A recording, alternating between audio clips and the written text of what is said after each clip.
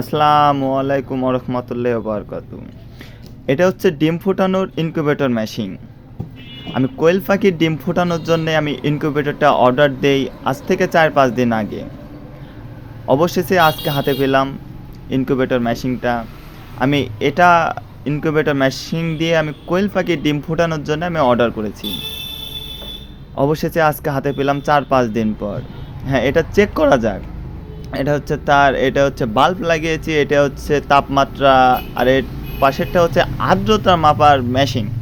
আমার কোয়েল পাখির ডিম আজকে প্রথম দিন আমি 100 পিস কোয়েল পাখির ডিম দিয়ে আমি চেক করব মেশিনটা ঠিকঠাকভাবে ডিম ফোটাতে পারে কি না।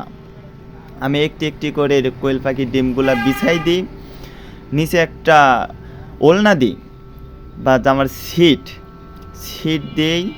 তারপরে আস্তে আস্তে আস্তে সবগুলো ডিম ইনকিউবেটর মেশিনের মধ্যে দিই।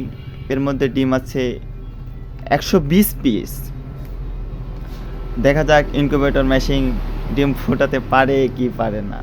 আমি একটি একটি করে ডিম ইনকিউবেটর মেশিনের মধ্যে দিই। এটা হচ্ছে তাপমাত্রা আর্দ্রতার মেশিন, এটা হচ্ছে বাল্ব। আর আমার কোয়েল পাখি ছিল হচ্ছে আপনার 400 পিস। তার মধ্যে কিছু একটা দুর্ঘটনার জন্য আমার কোয়েল পাখি কিছু মারা যায়, যা বাদ বাকি ছিল এগুলা ডিম পারছে। আমার কোয়েল পাখি এগুলাই বর্তমান আছে। দেখা যাক কোয়েল পাখি